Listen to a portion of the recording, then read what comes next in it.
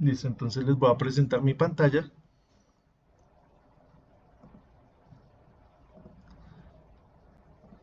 y vamos revisando la presentación.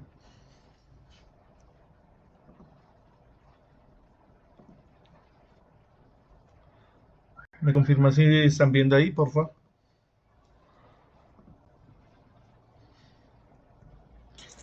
Sí, señor, sí se está viendo la pantalla. Listo, gracias.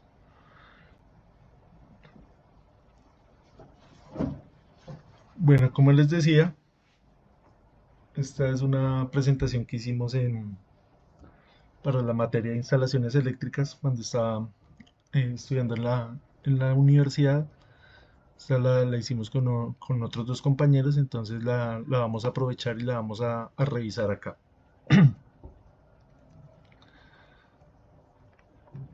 Entonces acá vamos a mirar qué es el RETIE, cómo está compuesto y, y cómo es el orden de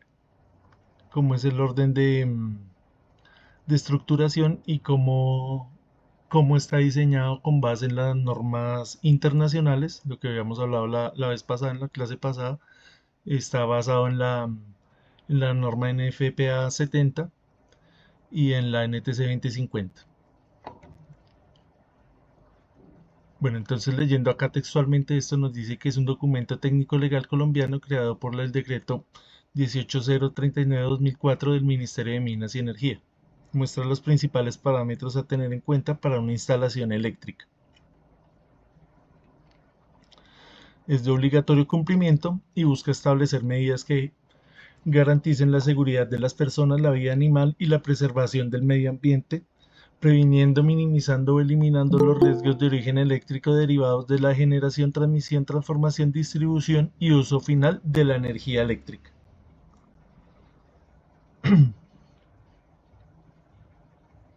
Entonces, como podemos ver, es como simplemente leer la NTC 2050 y el otro reglamento es casi lo mismo, es casi la misma estructura. Acá nos dice que el RTE hace obligatorio los primeros 7 capítulos de la norma técnica colombiana NTC 2050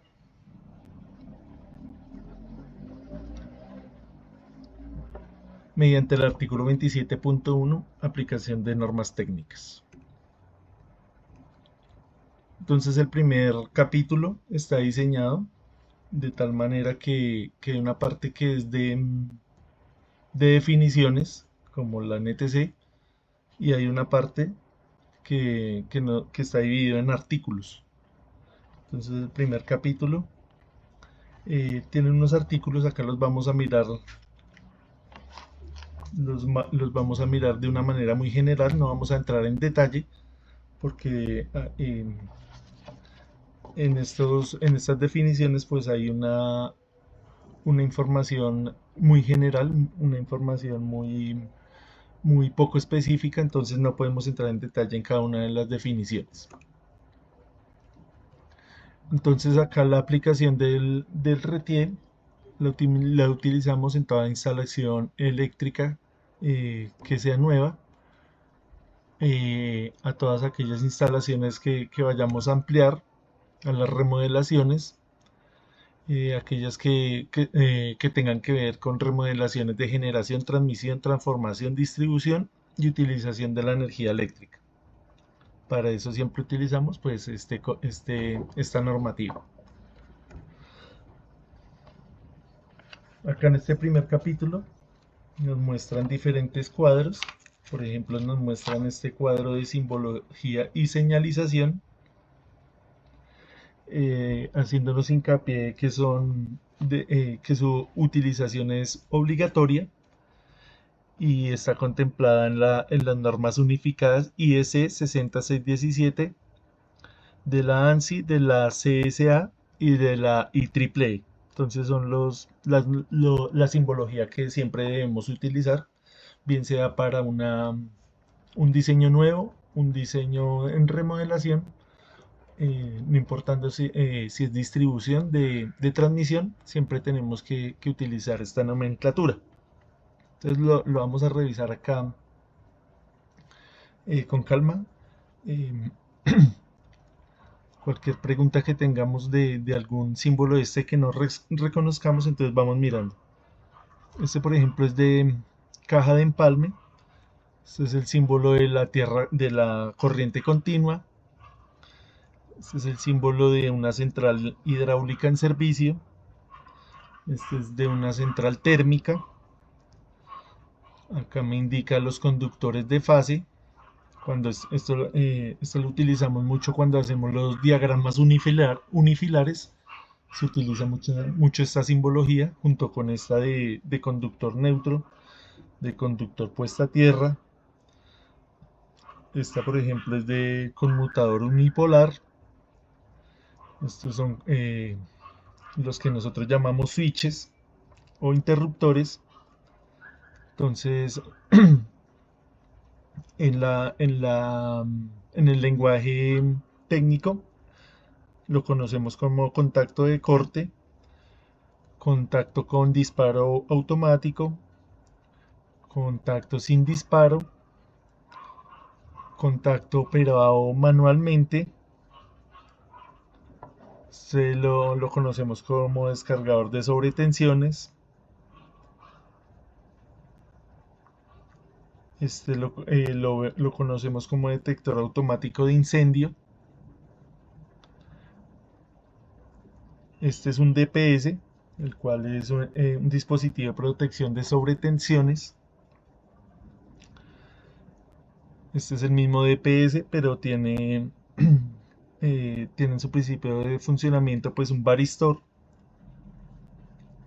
Este es el símbolo de doble aislamiento, símbolo de empalme, equipotencialidad. Este es el de extintor para equipo eléctrico. Este es el símbolo que utilizamos para el fusible, el de generador, el de interruptor, y este es el interruptor automático en aire. Acá tenemos otros más. Todo esto ustedes lo pueden encontrar en el RETIE.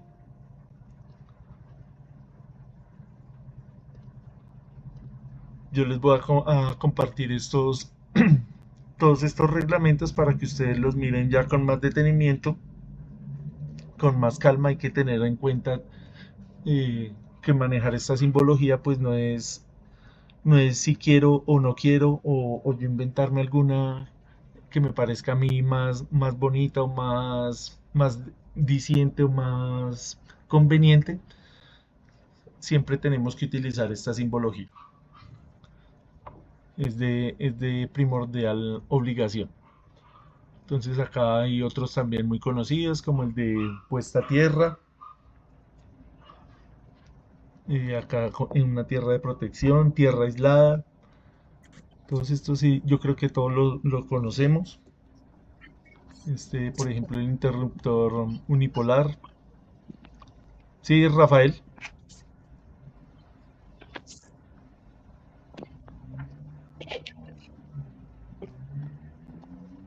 ¿Alguna duda, Rafael?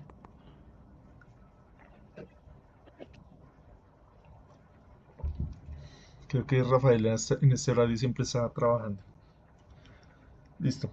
Entonces vamos a revisar toda esta nomenclatura. Es como para refrescar la mente, para refrescar la teoría que nosotros ya tengamos.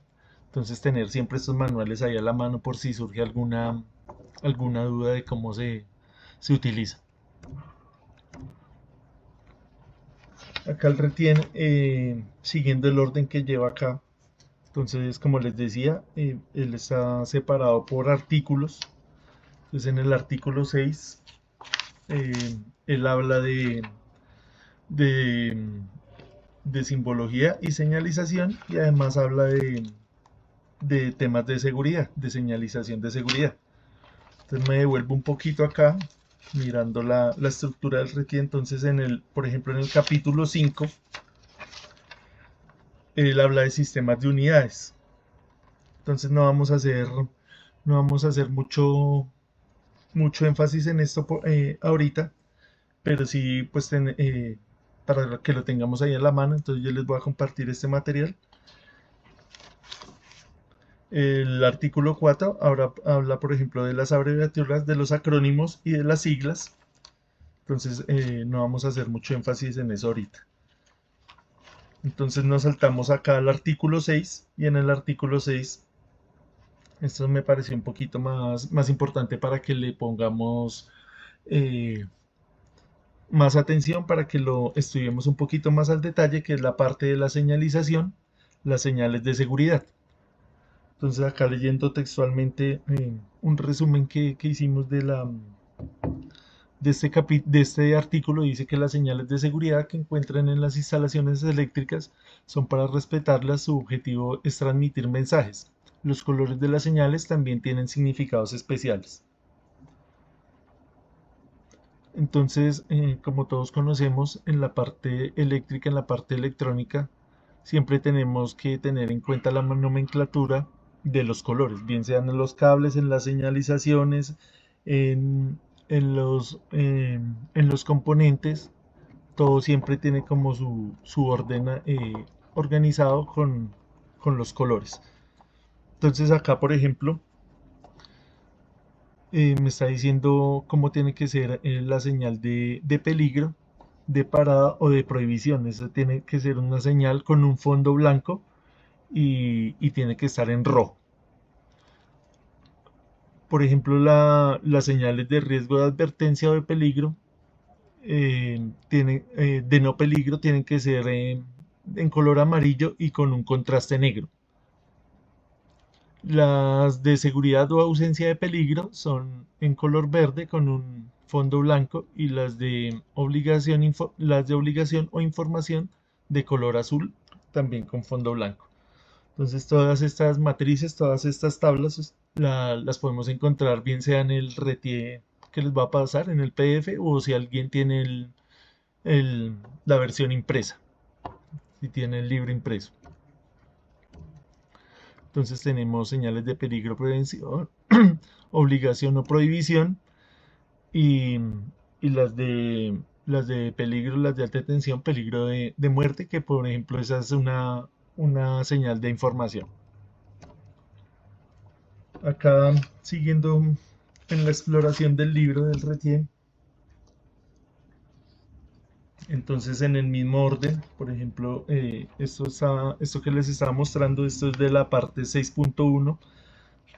Pasamos acá a la parte 6.3, 6.2, perdón, 6.2 y 6.3, que nos habla de los colores para los conductores. Entonces volvemos a lo mismo, tenemos que respetar esta nomenclatura de colores.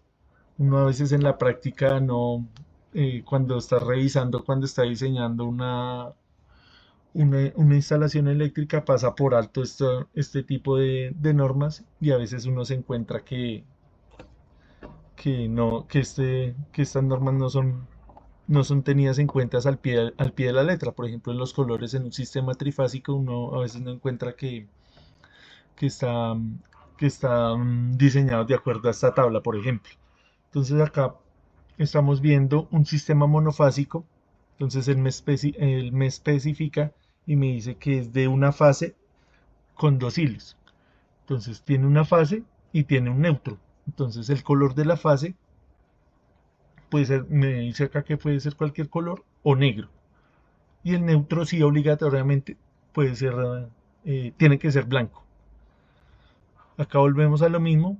Tenemos un sistema monofásico de dos fases con tres hilos. Entonces podemos poner una de las fases de color negro y la otra de cualquier color, y el neutro tiene que ser blanco. Acá hacemos un pequeño paréntesis eh, analizando la terminología de lo que entendemos por circuito monofásico y circuito trifásico. Entonces, como ustedes pueden ver acá en esta tabla, acá no hacen como una diferenciación entre un sistema monofásico y bifásico. Entonces nosotros muchas veces en nuestro lenguaje cotidiano, al, al circuito que viene con dos fases y un neutro, nosotros lo llamamos bifásico, porque pues tiene mucho sentido. Pero si nos vamos acá a leer la norma, no nos habla de ese circuito, sino siempre nos habla de un circuito monofásico de dos fases. Entonces, si uno se pone a leer todos estos párrafos, se pone a observar, acá nos habla siempre de circuito monofásico de dos fases. Entonces hay que también entender ese lenguaje cuando vayamos a hacer las memorias de cálculo o cuando vayamos a comunicarnos con otra persona. Entonces hay que tener en cuenta eso. Acá, por ejemplo, me da la configuración trifásica en Y, donde tenemos tres fases con cuatro hilos. Entonces acá ya me dice que esas fases tienen que ser de amarillo, azul y rojo, y el neutro tiene que ser blanco. En todos estos casos no he leído acá la parte de la tierra, pero en estos tres primeros casos vemos que la tierra de protección es un cable desnudo o en su defecto es un cable de color verde. Y la tierra aislada, esa sí tiene que ser verde o de color amarillo. Entonces acá tenemos que también tener en cuenta el concepto de tierra de protección y tierra aislada. Eso lo hablamos la clase pasada. Entonces tenemos que tener eso muy en mente, muy en cuenta para hacer nuestro diseño, bien sea un diseño nuevo o un diseño de remodelación. Acá vemos, por ejemplo, la configuración en delta. Entonces esta configuración en delta uno siempre la tiene en mente con que no tiene neutro, con que no tiene sino solamente las tres fases y pues está compuesta de tres hilos. Entonces esa configuración en delta tiene que ser de color negro, azul y rojo. Como les decía, pues no tiene neutro, entonces pues no aplica. La tierra de protección es desnuda o verde y la tierra helada pues para este caso no aplica. Acá tenemos otra configuración en delta, pero esta ya es tetrafilar. La anterior era trifilar de tres hilos, esta es tetrafilar de cuatro hilos. Entonces la fase también tiene que ser de color negro, naranja y azul.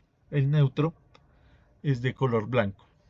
La tierra igual tiene que ser de color verde y la aislada tiene que ser de verde o de amarillo.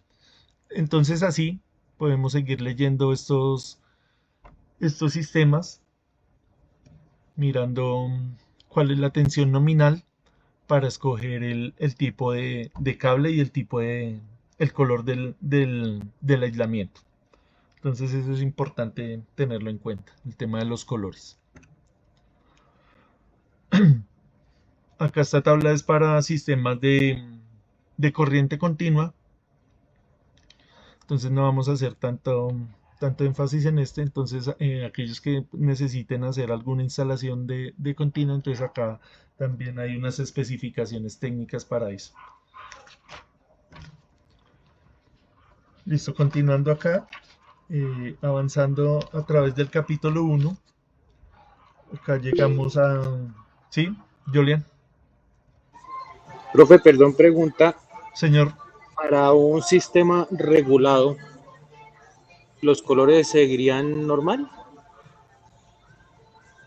cuando su merced dice regulado ¿a qué se refiere? Cuando pasan ya por UPS, Ah, ok. para, por ejemplo, equipos de cómputo, porque he visto que los colores son variados en cuanto a tomas normales y tomas reguladas. O sea, ya cuando llega el sistema de potencia, llega a la UPS y ahí tiene una ramificación. Su merced está hablando de esa ramificación de la UPS aguas abajo, ¿cierto? Sí, señor. Sí, ya cuando entrega el voltaje regulado. Ah, ok. Listo. Sí, señor. Existe otra tabla donde también nos da no la incluí acá, donde también nos da una tabla de colores y, y nos dice cuál es el calibre, nos dice cuál es el color, la configuración que debemos utilizar. Entonces es una tabla muy parecida a esta. Acá en el momento no la tengo a la mano, pero esa está más adelante en la norma. Entonces la vamos a revisar más adelante, ¿listo? Ah, ok, profe, vale, gracias. Listo. Sí, Héctor Mario. Profe, ahí donde está leyendo que conductor activo, cuando nos dice, por ejemplo, tres fases, cuatro hilos, ¿Ese 4 hilos es sumando el neutro también o es que tengo como una duda ahí? Muchas gracias. Acá en el trifilar conectado en estrella y hay un trifilar conectado en delta. Entonces este conectado en estrella tiene tres posibilidades. Tiene tres posibilidades. Las tres fases y el neutro. Porque pues como vemos es fácil, que no tengo acá la presentación pasada donde hacíamos esa, no la tengo acá a la mano, donde veíamos ese diagrama, donde la conexión en Y pues es fácil porque se unen las tres bobinas y en el centro sacamos el neutro. No sé si me siga Héctor. Ah, sí, esa conexión de la clase pasada, sí, Sí, que lo que vimos la vez era... pasada. Y en cambio en el delta es un poquito más complejo porque en el delta pues no hay un punto común, sino los tres están conectados uno detrás del otro. O sea, son tres bobinas. Entonces como esas tres bobinas, para sacarle el neutro hay que hacer una partición de esa bobina. En cualquiera de las tres le hacen una partición y de ahí sacan el neutro. Entonces cuando usted vea las configuraciones en delta, esa es porque la bobina está dividida en dos. La configuración en Jessie es más sencilla, más intuitiva, más fácil de ver porque es así, tiene un punto en común. Y en ese punto le podemos sacar el neutro muy fácilmente. Hablando, digamos, de la subestación, del transformador que viene de alta para nosotros hacer la conexión a aguas abajo, estamos hablando de esto, de estas configuraciones. Digamos, cuando usted vea un manual de un motor para que dice que lo vamos a arrancar con un arrancador suave o con un arrancador en estrella, es diferente, porque ya no nos estamos refiriendo a esta misma nomenclatura, sino nos estamos refiriendo ya es al arranque del motor. Entonces, estamos hablando en esta parte, es de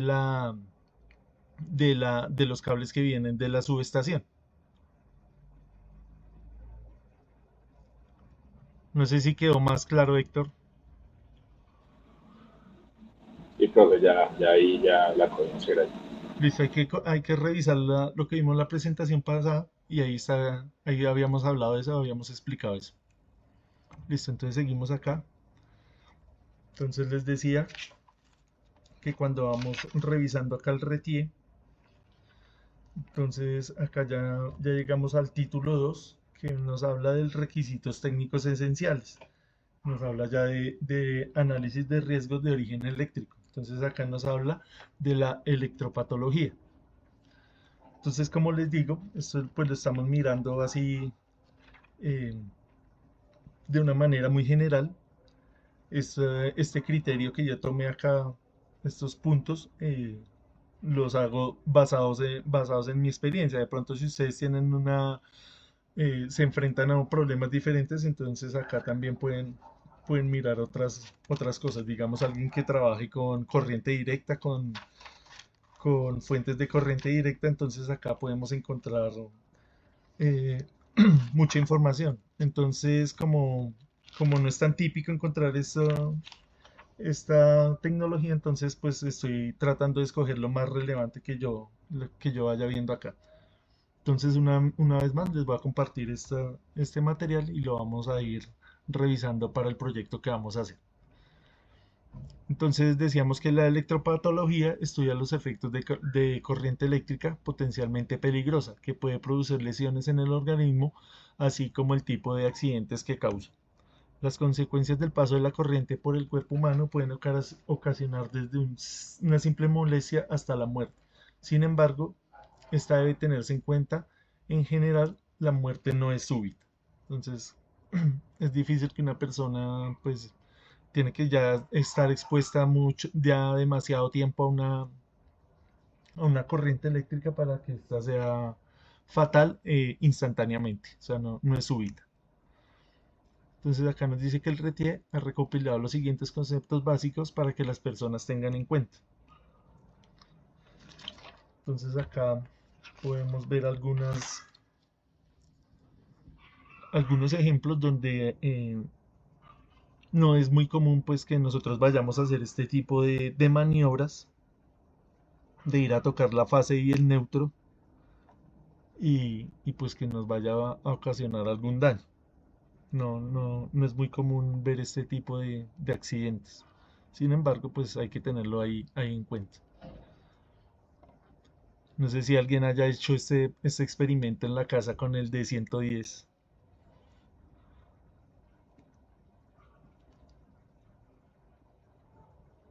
Hay personas que sí hacen este tipo de maniobras. Me acuerdo un compañero cuando estaba estudiando en el SENA, ahí en el centro, en el metalmecánico, ahí en la 30, y cuando hacíamos estos experimentos, él trabajaba un taller de metalurgia y él decía que pues hacía eso con el de 110, con el de 120. Entonces no, y él aguantaba mucho porque pues era una persona corpulenta y no le alcanzaba a llegar ni siquiera la tensión hasta el antebrazo. Entonces tiene que ver mucho también con la masa corporal que nosotros tengamos. Y acá el propio Retier también nos hace énfasis en eso. Rafael Reaño. Generalmente los maestros de obra lo hacen para comprobar tensión. Sí, sí, de que no, o sea, no es tan ilógico. Lo hacen para comprobar tensión sin utilizar elementos de medición. Entonces esto pues no lo vayamos a hacer.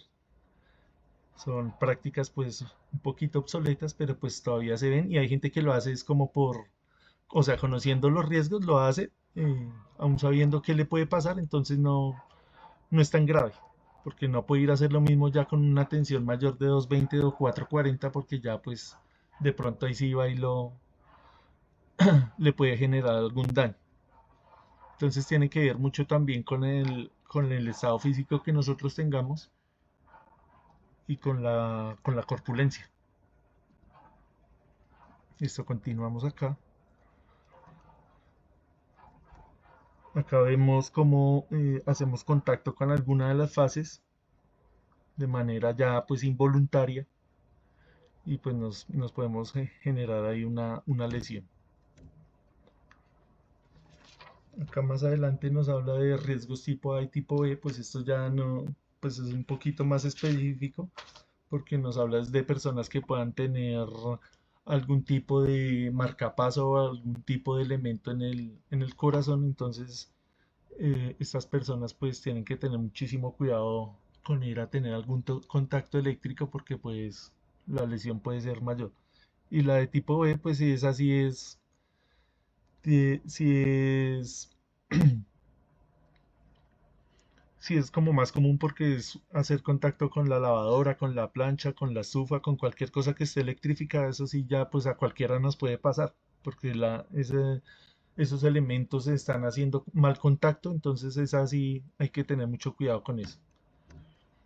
Héctor Mario, normalmente las personas muy adultas son las que he visto que lo hacen, teniendo, pues, sí, sí, curiosamente el señor que les comento era un señor pues ya grande, un señor ya de edad, pero pues una persona muy corpulenta, entonces, y él sabía cómo estaba haciendo eso.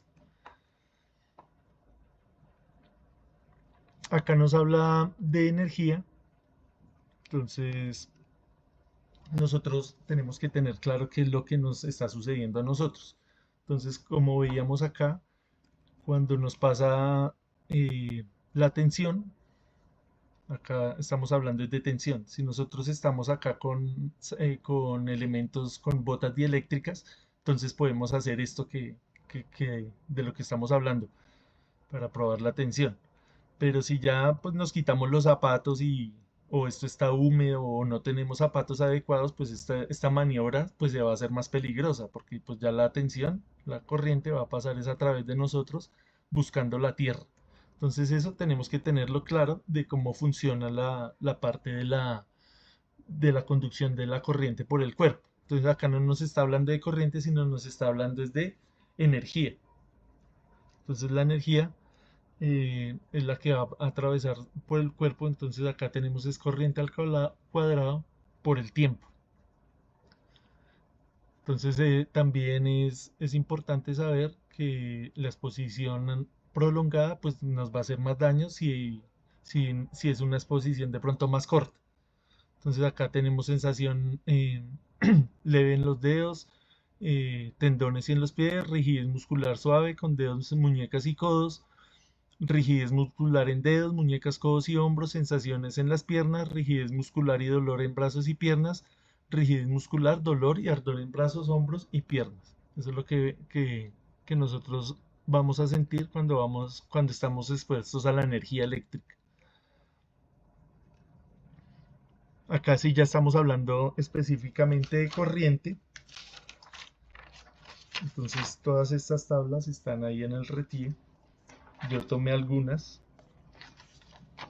las que me parecieron pues más interesantes de recordar, porque lo que teníamos aquí en mente no es lo mismo el cuerpo de un hombre, el cuerpo de una mujer y el cuerpo de un niño. Acá estamos hablando en porcentajes de personas que se pueden salvar si la corriente que circula por el cuerpo no supera estos valores. Entonces una persona que se exponga a una corriente de 6 miliamperios, la probabilidad de que no le pase nada pues es del 100, o sea, prácticamente nula. Con 6 miliamperios no le puede pasar nada a un hombre. A una mujer de pronto sí ya le puede pasar de acuerdo a la corpulencia o a la fisiología que tenga esa mujer. A un niño, vea, ya la probabilidad es más, es más grande. O sea, sí puede tener una probabilidad de que le suceda algo. Entonces, a medida que la corriente se incrementa, pues obviamente esa corriente va a ser más peligrosa. Entonces, ya con 10 miliamperios, ya puede afectar a un hombre, ya puede afectar a una mujer, imagínense, ya en un 40% y a un niño, vea, ya prácticamente le puede generar una lesión grave. Entonces, a medida que va subiendo la corriente, pues tenemos menos probabilidades de que nos pase algo. Entonces, hay que tener eso en cuenta. Entonces, tenemos que tener en cuenta el rango de corriente y tenemos que tener en cuenta el tiempo de exposición. Siempre cuando hablamos de las 5 reglas de oro, siempre nos hablan de 35 miliamperios, que es la corriente fatal que nos puede ocasionar ya daños graves. Acá estamos hablando en términos de porcentajes y acá el RETIE nos dice que es de 30 miliamperios. Acá seguimos mirando, revisando. Entonces acá nos habla de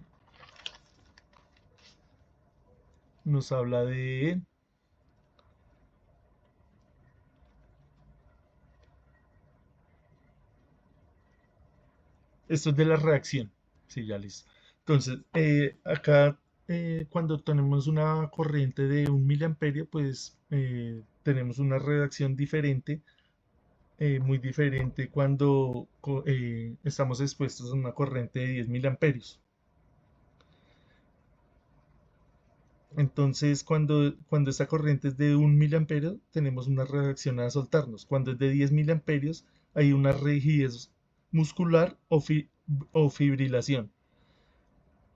La superación de dichos valores puede ocasionar accidentes como la muerte o la pérdida de algún miembro o función del cuerpo humano. Entonces, estos son como parámetros de reacción. La reacción que tenemos nosotros instantánea como intuitiva, como de instinto de supervivencia. Es eso. Acá ya nos muestra un gráfico. Este gráfico es de miliamperios en el eje vertical, en el eje horizontal y es de tiempo en milisegundos en el eje vertical. Entonces es como el resumen de lo que estamos hablando acá, que siempre tenemos que tener en cuenta la cantidad de corriente y la cantidad de tiempo que estamos sometidos a esa corriente. Entonces esto ya es un poquito más específico, un poquito ya eh, más técnico, más matemático. No vamos a entrar mucho en detalle en esto. pero hay que saber interpretar estas gráficas. Entonces acá tenemos corriente, miliamperios y tiempo en milisegundos. Entonces a mayor corriente y a mayor tiempo, pues acá vemos que estamos subiendo a una zona peligrosa, en donde podemos tener paro cardíaco, paro respiratorio, quemaduras severas y riesgo de fibrilación por encima de un 50%, porque ya estuvimos mucho tiempo, acá está en milisegundos, estuvimos mucho tiempo expuestos a una corriente muy grande. Por ejemplo, miren, una corriente de 500 miliamperios, de 1000 miliamperios. Entonces 1000 miliamperios es un amperio, imagínense. Entonces eso ya es, como dice acá, paro cardíaco, respiratorio y quemaduras. Listo, continuamos. Acá seguimos avanzando y nos dice, el cuerpo humano es un buen conductor de la electricidad. Para efectos de cálculo se ha normalizado la resistencia como de 1000 ohmios. Entonces estos se han hecho algunos experimentos en laboratorio donde se mide la resistividad, la resistencia del cuerpo humano. Y entonces se han encontrado pues diferentes parámetros. Se han encontrado diferentes medidas acá en el cuerpo, por ejemplo, entre el pecho y la mano. Acá nos dice, entre el pecho y la mano tenemos una resistencia de 650 kiloohmios. Entonces es una resistencia que es que pequeña, grande. Acá nos dice que somos buenos conductores de la electricidad, entonces puede ser que esa resistencia sea pequeña. Entonces volvemos a lo mismo, no es lo mismo el cuerpo de un hombre, el cuerpo de una mujer, el cuerpo de un niño. Entonces acá tenemos diferentes resistencias del cuerpo. Entonces, por ejemplo, tenemos acá entre la mano y, y la parte del estómago, la parte del vientre, la parte del pecho, la parte hacia la otra mano, de la mano a los pies, del pecho a los pies. Acá tenemos todos los valores de resistencia. Entonces, lo más común que nosotros podamos entrar en falla sería de las manos a los pies, ¿cierto? Cuando estamos trabajando haciendo algún arreglo, si no tenemos los elementos de protección, entonces vamos a sufrir pues alguna lesión. Entonces, por eso es importante el tema del calzado, el tema de los guantes para pues estar bien aislados de la electricidad.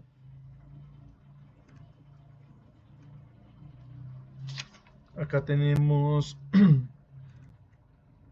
una matriz de análisis de riesgos. Esta matriz es muy parecida a la que siempre trabajamos en cualquier área de la industria. Esta es en la que siempre nos muestran los de seguridad y salud en el trabajo. Entonces esta creo que es muy común para todos. Esto no solamente es de la parte de la eléctrica, sino de la parte de seguridad general en una empresa. Entonces no...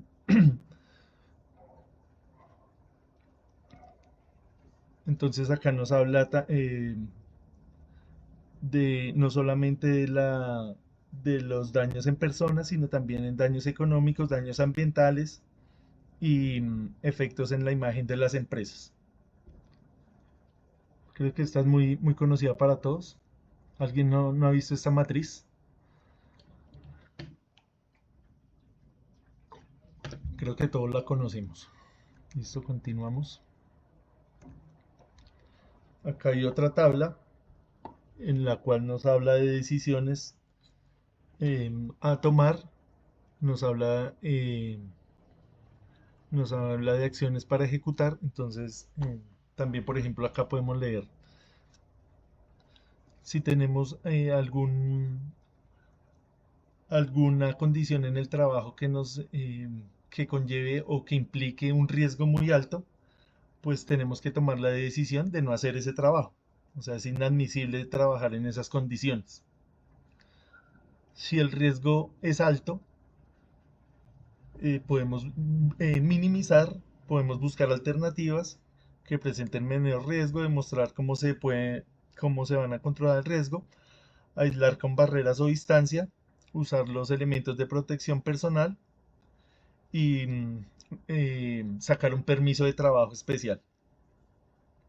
Cuando el riesgo es medio, entonces podemos aceptarlo, aplicar los sistemas de control, minimizar, aislar, suministrar elementos de protección personal, procedimientos, protocolos, listas de verificación y lo mismo, también requiere de un permiso de trabajo. Cuando el riesgo es bajo, lo asumimos una vez más, tenemos control administrativo rutinario, cumplimos con los procedimientos, utilizamos los elementos de protección personal y no requiere pues ningún permiso de trabajo. Y cuando el riesgo es muy bajo, pues simplemente es estar vigilantes, vigilar los posibles cambios.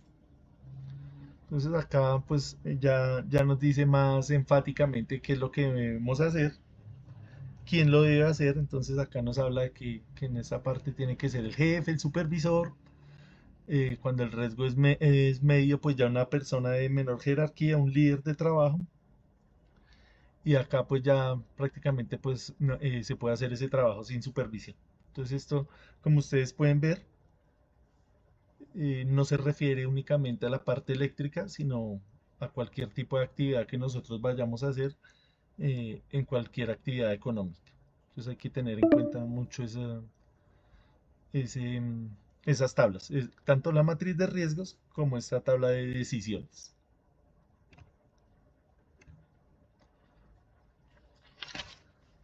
Acá ya nos podemos ver cuáles son los factores de riesgo eléctrico más comunes. Entonces acá ya me salió el aviso de la caducación de acá de la reunión. Entonces faltan 8 para las 3. Nos vemos, vamos a tomar unos 10 minuticos de descanso y nos vemos a las 3:05, si les parece.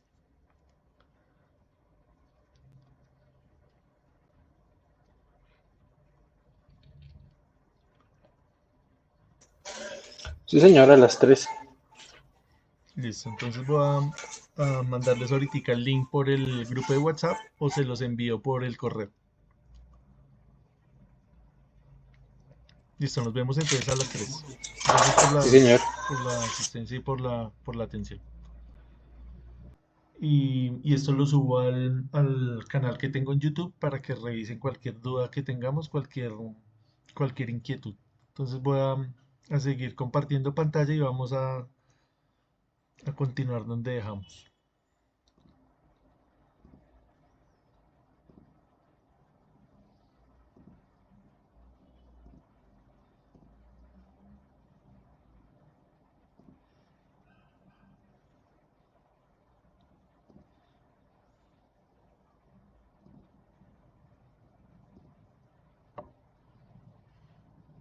Listo, entonces vamos a continuar hablando sobre los factores de riesgo eléctrico más comunes. Entonces ahí ustedes cuando analicen el RETIE van a salir ahí unos cuadros y unas descripciones, unas ilustraciones, entonces para que le echen una revisada a eso. Entonces tenemos el arco eléctrico, cuáles son sus posibles causas y las medidas de protección. Entonces las posibles causas que tenemos son los malos contactos, cortocircuitos, aperturas de interruptores con carga, aperturas y reseccionadores con carga, apertura de transformadores de corriente, apertura de transformadores de potencia, sin utilizar equipo, extintor de arco. Entonces hay que tener mucho cuidado con estas maniobras que tengamos que hacer con los equipos energizados, porque es muy probable que suceda este fenómeno. Entonces hay maniobras que obligatoriamente las tenemos que hacer em, con los equipos conectados, entonces van a suceder estas cosas, entonces por eso tenemos que tener medidas de protección. Utilizar materiales envolventes resistentes a los arcos, mantener una distancia de seguridad, usar prendas acordes con el riesgo, gafas de protección contra rayos ultravioleta.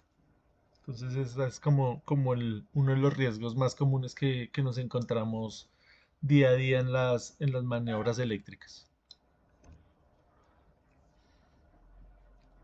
Listo, si alguien tiene alguna pregunta, me va diciendo, por favor, abrimos el micrófono y lo vamos debatiendo. ausencia de electricidad. Entonces, las posibles causas de este fenómeno es que ocurra un apagón o un corte de servicio, no disponer de un sistema ininterrumpido de potencia, una UPS, no tener plantas de emergencia, no tener transferencia, por ejemplo, lugares donde exijan plantas de emergencia como hospitales y aeropuertos.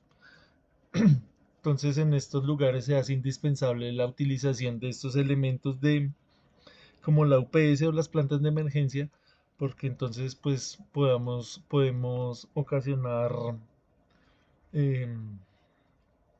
ocasionar daños pues ya a,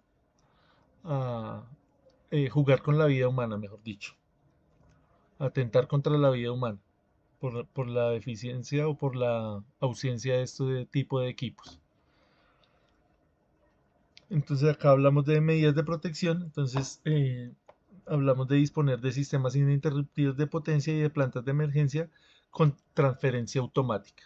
Entonces esto más que todo es en los hospitales, en las clínicas, donde se nota con mayor frecuencia este tipo de riesgo eléctrico.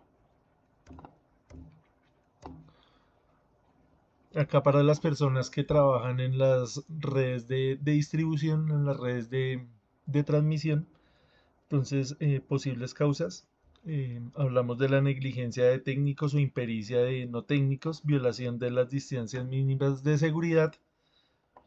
Entonces alguna de las medidas de protección es establecer distancias de seguridad, interposición de obstáculos, aislamientos o recubrimiento de partes activas, utilización de interruptores diferenciales, elementos de protección personal, puesta a tierra, probar ausencia de tensión y doble aislamiento. Entonces acá ya se incrementan un poquito más las medidas de seguridad, las medidas de protección para aquellas personas que pues realizan esa labor, que pues es una labor que es bastante pues peligrosa, que tiene que tener muchas habilidades, mucha concentración, mucha disposición para hacer este tipo de maniobras. Acá esto sí, pues ya es más de la vida cotidiana, esto sí nos puede pasar a cualquiera, entonces vamos a explicar un poquito de qué se trata. Entonces nos dice que el contacto directo, las posibles causas es la falla del aislamiento, mal mantenimiento, falta de conductor de puesta a tierra. Eso es muy común. De pronto en las casas antiguas no le ponían mucho cuidado a esta parte de la puesta a tierra, entonces es muy probable que de pronto por los roedores, por cualquier otro animal, se vaya, eh, estos animales ocasionen algún daño en los cables, los muerdan, eso genera un mal aislamiento, hace contacto con la carcasa de la lavadora, de la estufa, de la nevera, y cuando nosotros vamos y tocamos, pues podemos sufrir una descarga eléctrica. ¿Cuáles son las medidas de protección? La separación de circuitos, uso de muy baja tensión, distancias de seguridad, conexiones equipotenciales, sistemas de puesta a tierra, interruptores diferenciales, mantenimiento preventivo y correctivo. Entonces siempre nos va a salir más barato hacer un mantenimiento preventivo que después ir a corregir un daño no solamente en la parte de los equipos, sino también un daño que nos pueda ocurrir a nosotros. Entonces siempre es mejor, siempre es tratar de hacerle mantenimiento a las cosas para que no nos ocurran este tipo de daños.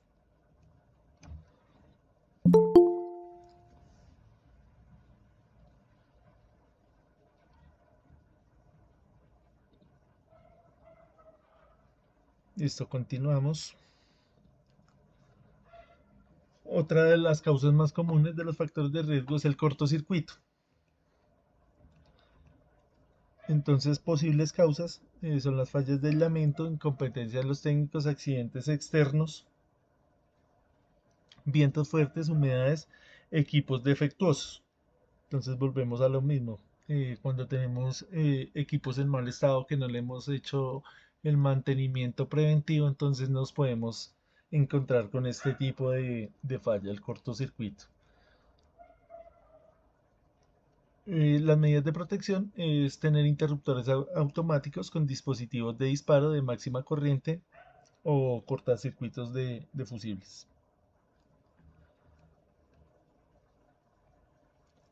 Acá en la matriz que les estoy leyendo, se me olvidó poner acá esa imagen, la pasé por alto, nos habla de electricidad estática.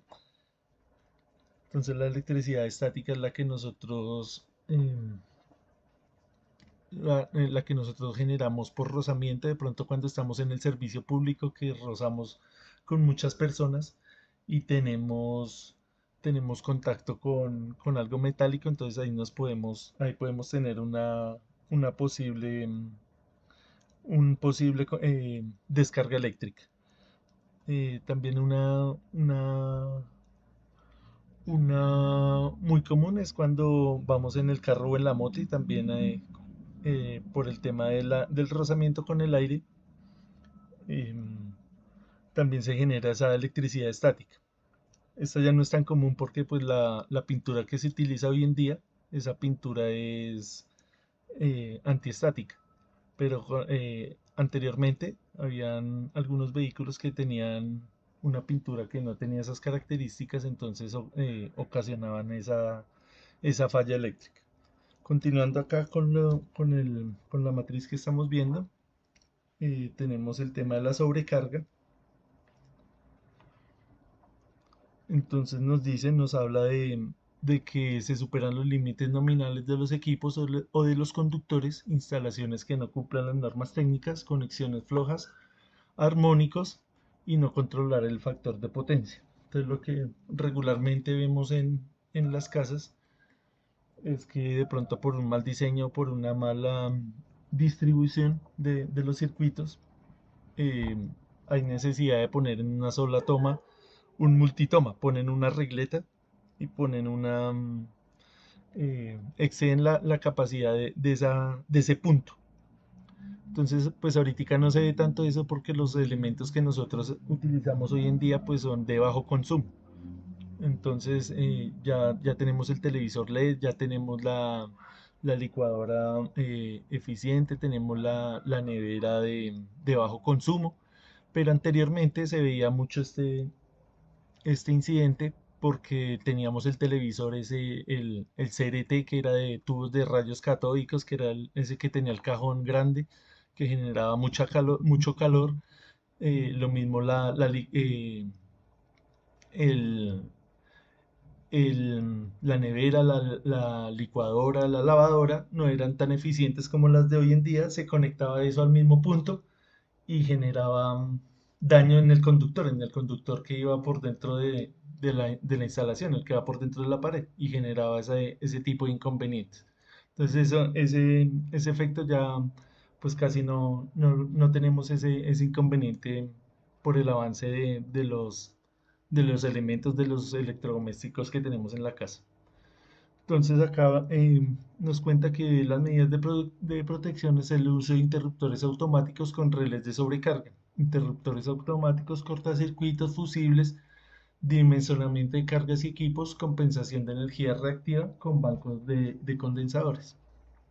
Entonces, bueno, ahí nos habló de factor de potencia y nos habló de bancos de condensadores. Entonces, esto es más que todo para la parte industrial donde hay muchos motores donde se tiene que hacer una corrección del factor de potencia y no solamente para evitar el tema de las sobrecargas, sino para evitar el tema de las sanciones con la empresa que nos suministra la energía. Entonces ustedes saben que si no cumplimos con esas condiciones hay que pagar unas multas por el tema del factor de potencia y por el tema de los armónicos.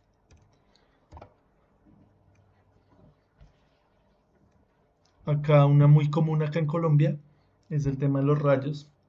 Como ustedes saben, Colombia está entre los países donde más ocurren esas descargas atmosféricas. Entonces acá por ejemplo, en Colombia hay un grupo de investigación en la Nacional que trabaja mucho estos temas. Y actualmente están haciendo un estudio para proteger a las personas que trabajan en las fuerzas militares, para diseñando unas carpas, diseñando unos sistemas para que ellos no sufran estas descargas.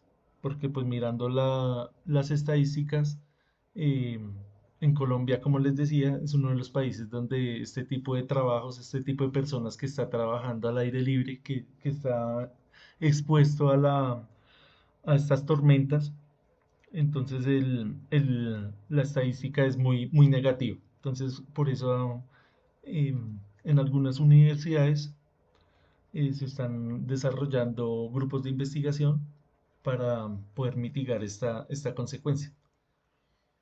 Entonces, esta falla puede ocasionar pues diseños en las construcciones, puede generar fallas daños en los equipos, puede ocasionar daños en las personas, entonces hay que tener, hay que tenerlo muy en cuenta. Entonces, ¿cuáles son las medidas de protección? Tenemos los pararrayos, las bajantes, las puestas a tierras, equipotencialización, apantallamientos, topología de cableados. Además, suspender actividades de alto riesgo cuando se tenga personal al aire libre.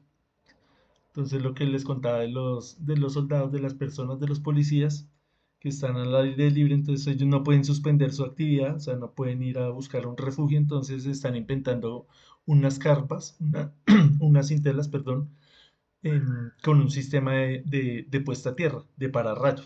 Cuando ellos están pernotando, cuando ellos están acampando, eh, ellos pueden quedar protegidos con este sistema. Tensión de contacto. Esta es muy parecida a la falla que teníamos en la parte de los electrodomésticos, en el contacto indirecto. Acá esta es muy parecida cuando tenemos fallas a tierra, rayos, fallas de aislamiento o violación de distancias de seguridad. Entonces las medidas de protección pues son una vez más pues las puestas a tierra de baja resistencia, restricción de accesos, alta resistividad del piso y equipotencializar. Entonces acá es como una como una segunda parte de lo del que estamos hablando del contacto directo y de lo que estamos hablando de la tensión de contacto. Entonces ahora tenemos la tensión de paso. Entonces esos tres son como prácticamente el mismo, tienen el mismo principio eléctrico. Entonces hay que tenerlos muy en cuenta. Entonces, ¿qué nos dice la tensión de paso? Entonces son posibles causas: rayos, fallas a tierra, fallas de aislamiento, violación de área restringida, retardo en el despeje de la falla. Medidas de protección: puestas a tierra de baja resistencia, restricción de accesos, alta resistividad del piso y equipotencializar.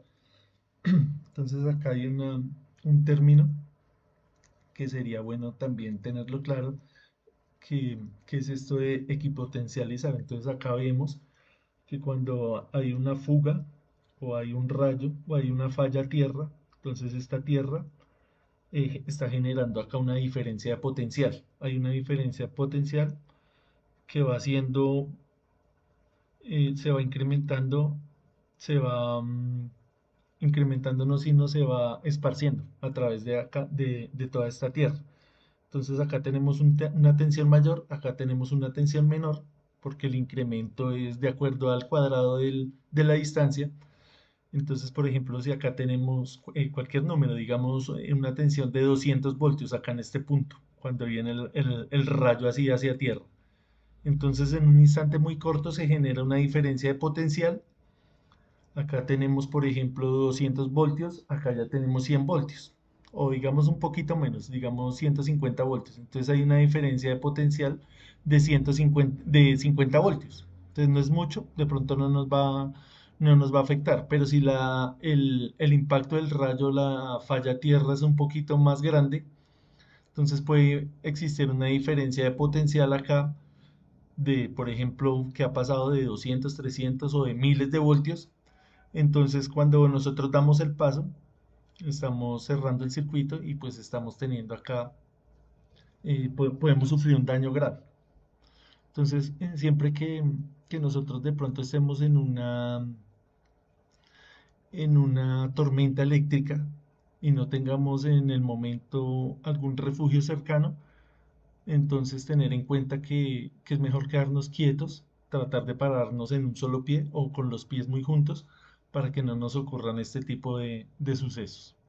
No sé si vieron en estos días una, unas personas en China que iban caminando por la calle y les cayó un rayo, pero ellos llevaban un paraguas. Entonces el paraguas, como tiene una punta metálica, el rayo buscó esa punta y se esparció el rayo pues por el paraguas y ellos cayeron ahí desmayados, les hicieron rápido la atención médica y se salvaron.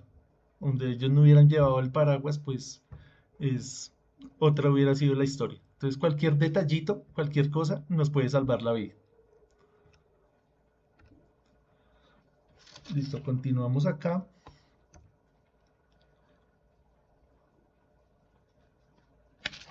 Esta parte seguimos acá en el capítulo. Esto ya hace parte del capítulo 2 que nos habla de los requisitos técnicos esenciales.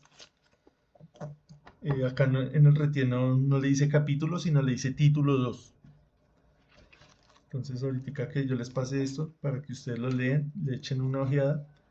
Entonces acá lo que les digo, yo saqué lo que yo consideré más importante, lo que más nos interesa a nosotros. Entonces les hice como un pequeño resumen, porque pues ir a leer una norma como esta es un poquito tedioso, entonces es complicado. Listo, entonces vamos a continuar y nos dice que los requisitos técnicos esenciales, eh, las personas calificadas por la ley para hacer las instalaciones eléctricas únicamente son quienes: los ingenieros electricistas, eléctricos, electromecánicos, de redes y electrificación, los tecnólogos electricistas, eléctricos, electromecánicos o de redes electrificación, los técnicos electricistas. Listo. Acá vemos, vamos a hablar un poco del tema de las distancias. Como lo veíamos la clase pasada en la NTC 2050, siempre hay que tener muy en claro ese tema de las distancias. Entonces acá, por ejemplo, cuando vamos a hacer una acometida cerca de la casa, entonces nos da unos parámetros, nos da unas distancias. Entonces pues no las vamos a leer muy detalladamente porque pues no es el caso. Lo importante es saber que pues hay distancias verticales, distancias horizontales, de acuerdo al tipo de tensión. Entonces va variando de acuerdo a la tensión que nosotros tengamos, a la tensión nominal de esos cables que van a pasar por ahí. Entonces, por ejemplo, acá la distancia A nos dice que es de 3.8 metros. Entonces acá estamos hablando en metros. Es una distancia vertical sobre los techos y proyecciones, aplicable solamente a zonas de muy difícil acceso a personas siempre que el propietario o tenedor de la instalación eléctrica tenga absoluto control tanto de la instalación como de la edificación.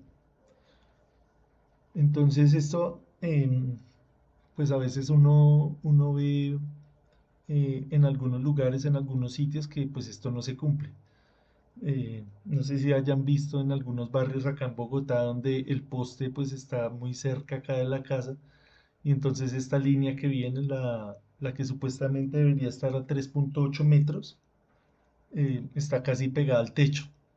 Entonces ahí de pronto es error del diseño arquitectónico de las casas porque pues hacen el tendido eléctrico, cumplen con las normas del distribuidor, pero a la gente de pronto le parece fácil ir a echar otro piso sin tener en cuenta esas distancias. Entonces a veces se ve que este cable está casi pegado al techo. Pues acá uno dice, pues no hay tanto problema porque pues nadie se va a subir allá. Pero como ustedes saben, acá las construcciones son diferentes, donde nosotros hacemos en la terraza y dejamos esto libre. Entonces es peligroso que alguien pues a esa corta distancia pues ahí sí puede ocasionar algún tipo de lesión. Entonces uno ha visto muchos casos en donde están trabajando ahí, están divirtiéndose, están en su terraza y de un momento a otro, no sé, algo pasó ahí hicieron algún contacto con una varilla, con una cometa, con unos tenis, con lo que sea, y resulta ahí la gente lesionada con ese tema. Entonces acá hay que tener en cuenta no solamente eh, el diseño eléctrico, sino el diseño pues arquitectónico, no ir a cometer esas imprudencias. Acá nos dan, digamos, esta distancia B, nos habla de una distancia horizontal a muros, balcones, salientes, ventanas y diferentes áreas independientes de la facilidad de accesibilidad de personas. Acá nos dice que puede ser una distancia de 1.7 metros, de 2.3, de 2.3 metros o de 2.5 metros, dependiendo de la tensión nominal entre las fases. Entonces acá, por ejemplo, si tuviéramos un tendido eléctrico de 13.800 voltios, de 11.400, de 13.200, la distancia permitida sería de 2.3 metros. Si la tensión es más baja, eh, pues esa distancia puede disminuir un poquito. Entonces acá hacemos un poquito de referencia a esto, como este libro lo escribieron basado en la NTC 20 en la NFPA 70 y en la NTC 2050. Entonces es como revisar todas las normas, y como ustedes pueden observar, siempre nos habla de distancias de seguridad, tanto en las acometidas, tanto en las instalaciones eléctricas, las residenciales, las industriales. Entonces, es saber interpretar eso. No veo que haya de pronto algún concepto raro, respetar las distancias y no es más.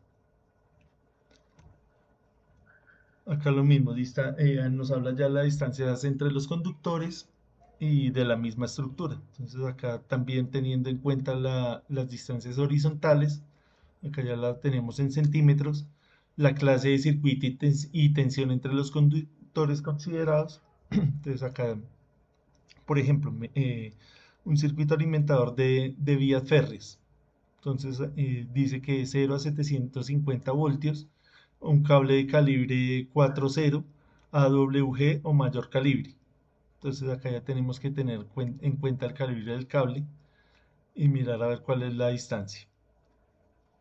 Entonces tampoco veo que de pronto vayamos a tener algún inconveniente en esto. Entonces alguien que de pronto necesite hacer una alimentación en una vía férrea, entonces le toca venir acá y mirar esa norma.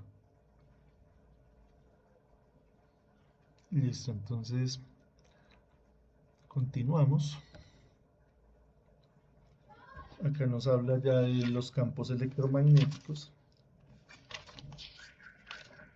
Entonces tenemos que tener claro el concepto de campo, el concepto de campo eléctrico, el concepto de campo magnético y el concepto de campo electromagnético, pues para poder entender esta norma.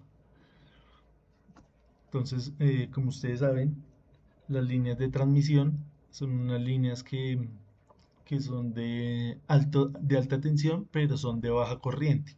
Entonces, al ser de baja corriente, ya no generan tanto campo electromagnético. Entonces, estos cálculos de estas distancias se hacen basados en ese concepto físico, en el concepto de campo electromagnético. Entonces, aquellas instalaciones de pronto que todavía, ahorita por el desarrollo de la tecnología, que en algunos países ya están utilizando las líneas de transmisión en corriente continua, estas líneas, la corriente sí es más grande.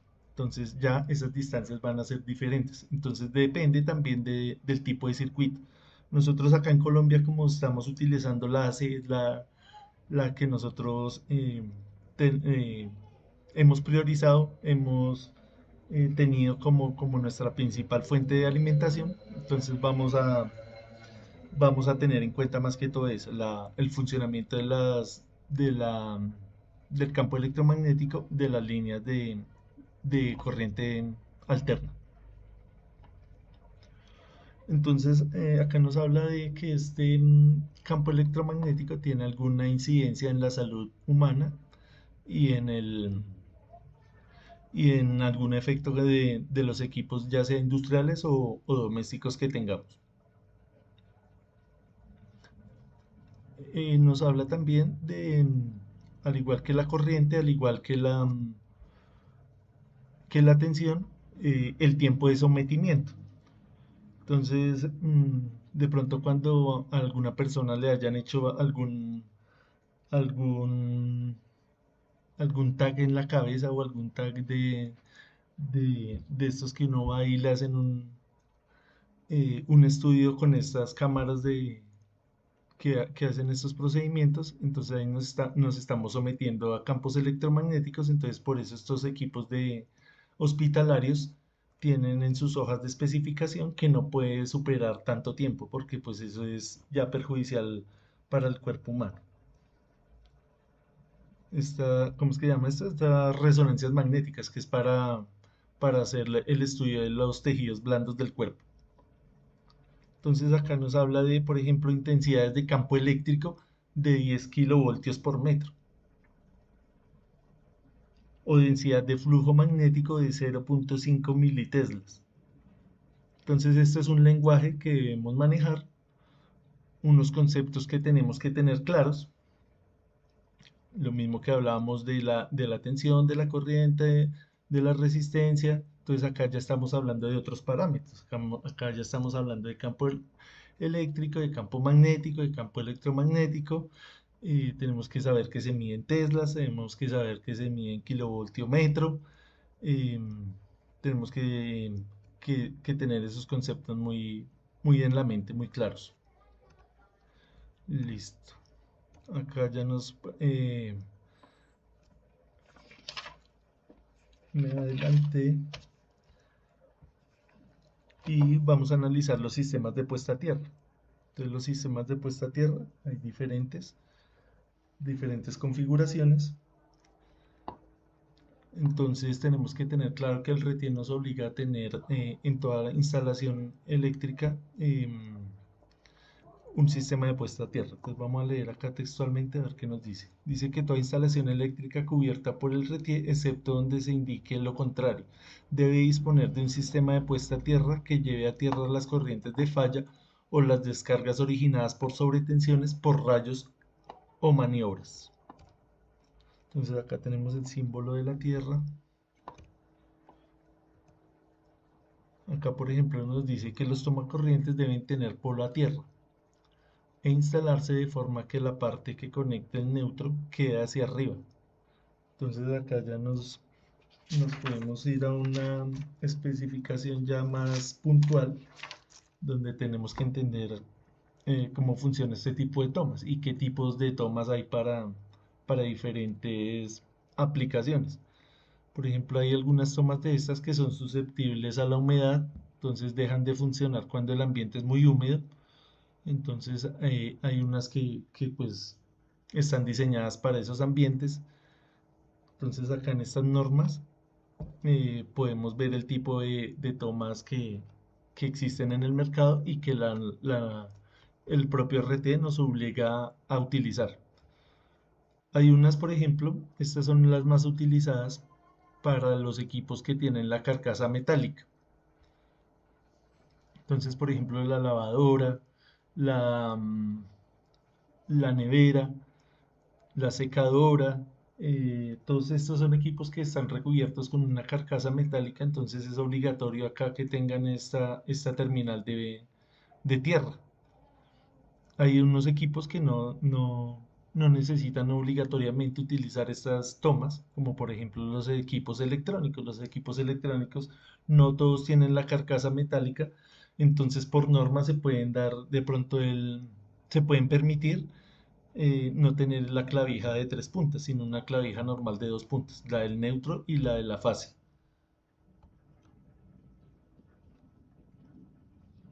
Acá nos dice que los cables, alambres y tuberías deben ser certificadas. Por un cable más aislado o de menor calibre al requerido puede producirse un incendio o generarse una descarga eléctrica riesgosa. Entonces esto a veces ha pasado, que de pronto alguna persona tenga un inconveniente en la casa, tenga su instalación normal y y de pronto vienen a hacer algún trabajo, alguna remodelación y van a conectar de pronto un equipo de soldadura. Esto es muy común, esto sí se ha visto mucho. Entonces van y conectan el equipo de soldadura. Ustedes saben que cuando se conectan estos equipos, pues que hay que tratar de apagar el resto de cosas, tratar de no trabajar de noche porque pues se va a recargar el cable, o tratar de hacerlo en un periodo muy corto. Entonces a veces se exceden en eso, empiezan a hacer el trabajo allá de su soldadura y pues dañan la instalación. Lo mismo puede pasar con equipos que consumen mucha corriente como una pulidora, un taladro. Entonces a veces no tenemos en cuenta que de pronto por ignorancia, por impericia, y vamos y conectamos la pulidora al circuito de iluminación, por ejemplo. Entonces ahí ya hasta ahí llegó el, hasta ahí llegó el tendido eléctrico, hasta ahí llegó la instalación.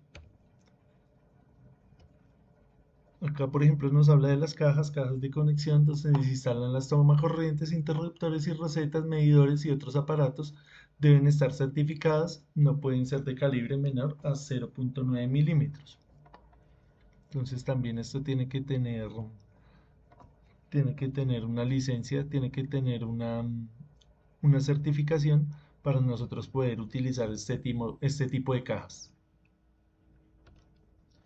Las tomacorrientes de la multitoma deben soportar mínimo 15 amperios y la clavija a carga plena no debe aumentar su temperatura por encima de 30 grados.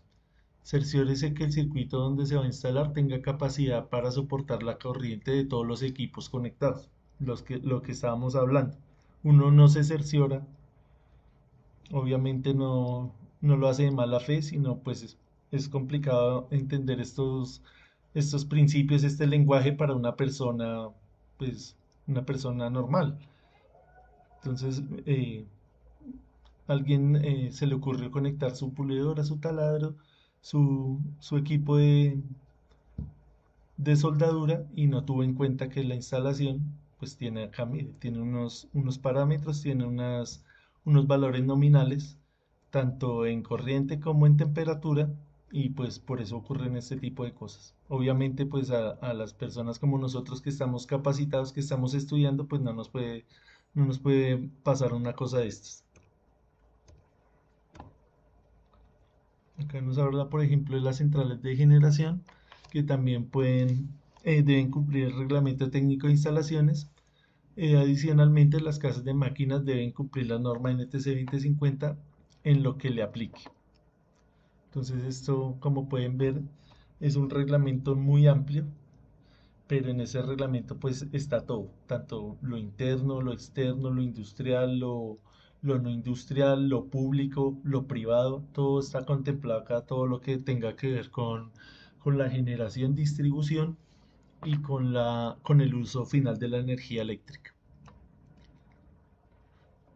Para los efectos del presente reglamento se considera transmisión a la transferencia o transporte de energía eléctrica en altas y extra altas tensiones, iguales o mayores a 57.5 kilovoltios. Toda línea de transmisión aérea con tensión nominal igual a o mayor a 57.5 kilovoltios debe tener una zona de seguridad o derecho de vía. Entonces esto ya, como les decía, aplica para las personas que trabajan en la parte de transmisión. Entonces tenemos que tener claro qué es la transmisión, qué es la distribución, cuáles son las tensiones que se manejan en cada uno, cuáles son el rango de tensiones, hasta donde la consideramos baja tensión, media tensión, alta tensión. Todos estos conceptos los tenemos que tener en la mente pues para saber interpretar estas normas.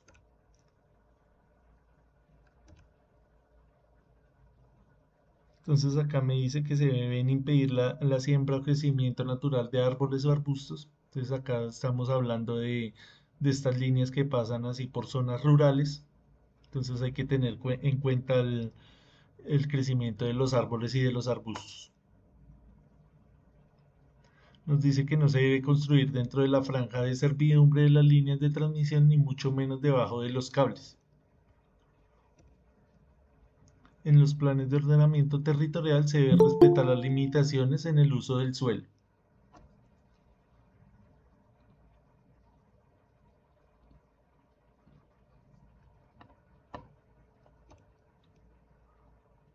Se fijan los valores mínimos requeridos en el ancho de la zona de servidumbre cuyo centro de eje es el eje de la línea. Entonces, como les decía, esto ya es para las personas que trabajan en la parte de alta tensión. Entonces hay reglamentos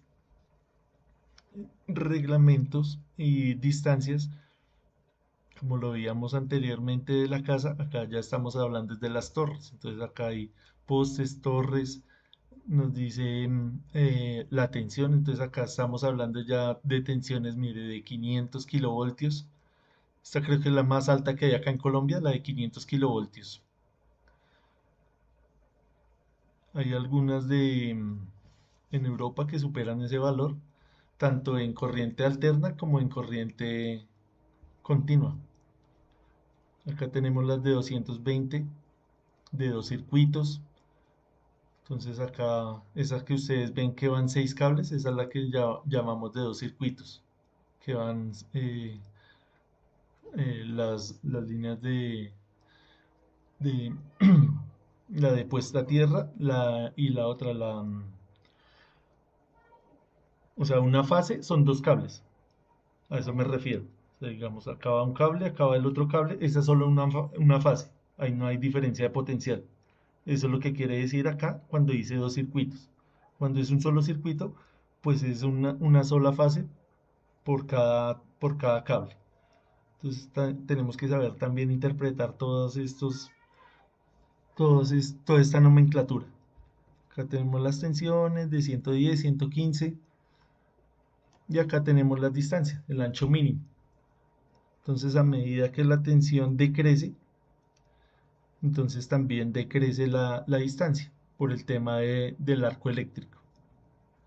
Entonces ya no va a suceder arco eléctrico, entonces podemos darnos el lujo de poner los cables más cercanos. Todas las subestaciones eléctricas deben ser cuidadosamente diseñadas para que las corrientes de falla a tierra no causen sobretensiones peligrosas para la salud o la vida de las personas o animales. Entonces acá podemos ver requisitos para el proceso de transformación. Entonces lo que les decía, en todos los procesos, transmisión, transformación, distribución, tenemos normas, tenemos distancias, tenemos parámetros que cumplir. Entonces acá, por ejemplo, dice: todas las subestaciones eléctricas deben ser cuidadosamente diseñadas para que las corrientes de falla a tierra no causen sobretensiones peligrosas para la salud o la vida de las personas o animales. Entonces acá hablamos de distancia de seguridad para prevenir contactos directos en subestaciones exteriores. Entonces, si ven, para cualquier cosa que nosotros vayamos a hacer, siempre es lo mismo: una tabla de tensión y una tabla de distancia. Entonces, como no nos podemos acá en el curso enfocar tanto en una sola cosa, entonces estamos revisando así a grosso modo por si a alguien le surge para su actividad, para su trabajo, entonces sepa que lo puede encontrar en cualquiera de estas secciones del RETIE de la NTC 2050. Entonces, ¿cuál es la idea? Tener bien claro que siempre nos vamos a encontrar con los conceptos de tensión, con el concepto de distancia y con el concepto de valores nominales. Saber interpretar bien estos esquemas. De pronto, de todo lo que hemos visto, lo único que se me ocurre que no es tan intuitivo es la parte de pronto de los campos, tanto el magnético como el eléctrico. De resto, esto creo que todo lo estamos manejando.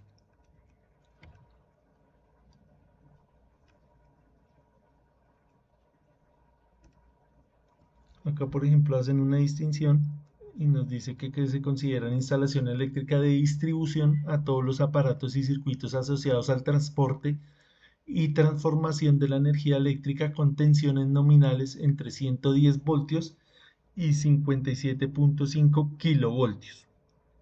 Eso lo consideramos como instalación de distribución. Entonces acá, por ejemplo, en el transformador vienen las líneas de media tensión y acá eh, hace la transformación y pasa a 110 voltios, 110 voltios. Entonces toda esa instalación, desde la que viene de media hasta la que viene ya en baja tensión, es considerada una instalación de distribución. Entonces esto es más que todo para tener un lenguaje donde nos ciñamos a estas normas y sepamos qué es distribución, qué es transmisión, qué es transformación. Todo eso es importante conocerlo, es importante entenderlo.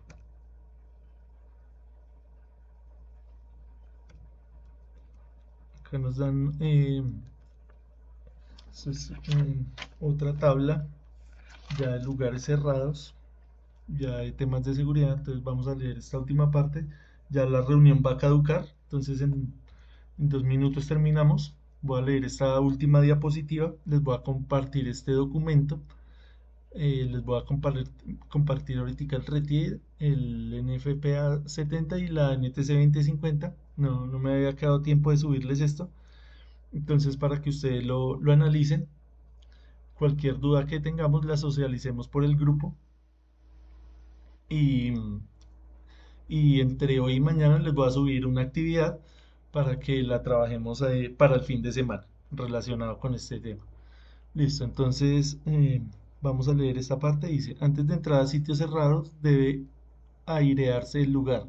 Un operario no solo debe trabajar en un sistema un operario solo no debe trabajar en un sistema energizado. Quienes trabajan a tensión deben guardar las siguientes distancias mínimas de seguridad. Entonces siempre lo que estábamos hablando: tensión y distancia.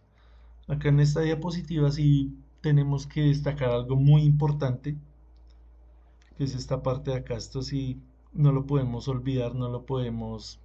Esto yo creo que es lo más importante que vamos a hablar el día de hoy. Un operario solo no debe trabajar en un sistema energizado.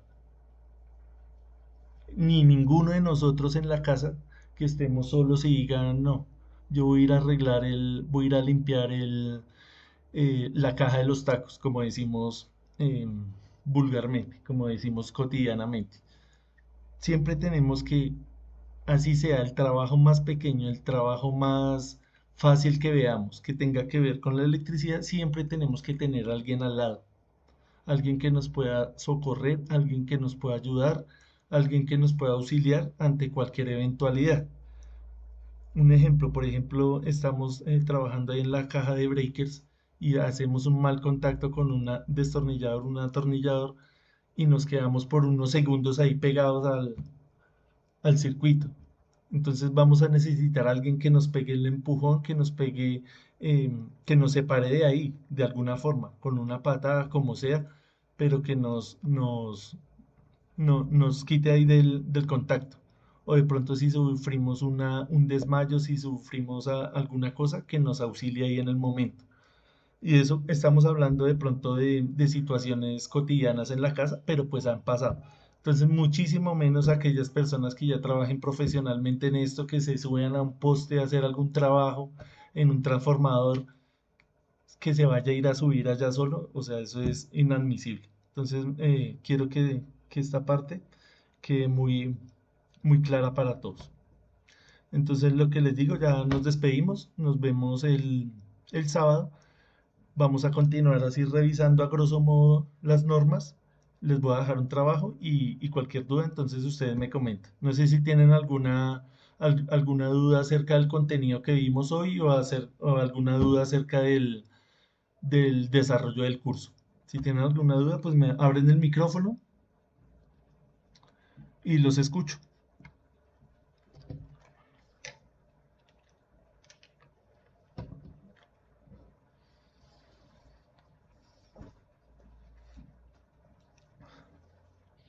No sé si revisaron que el documento que nos compartió Alexander ahí por el WhatsApp. Es un documento que está subido ahí en la plataforma del SENA, en el Sayuna. Un artículo, un contenido muy interesante acerca de las energías limpias y del desarrollo energético acá.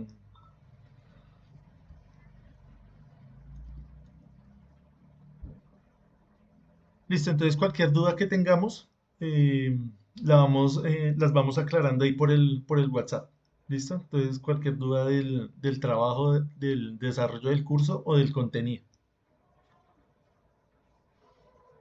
Entonces nos vemos el sábado a las 10 de la mañana.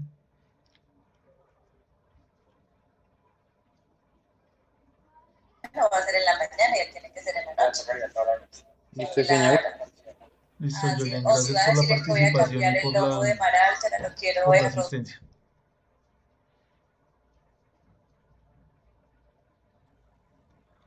Voy a detener acá la grabación y esto se lo subo al video de YouTube, al canal de YouTube.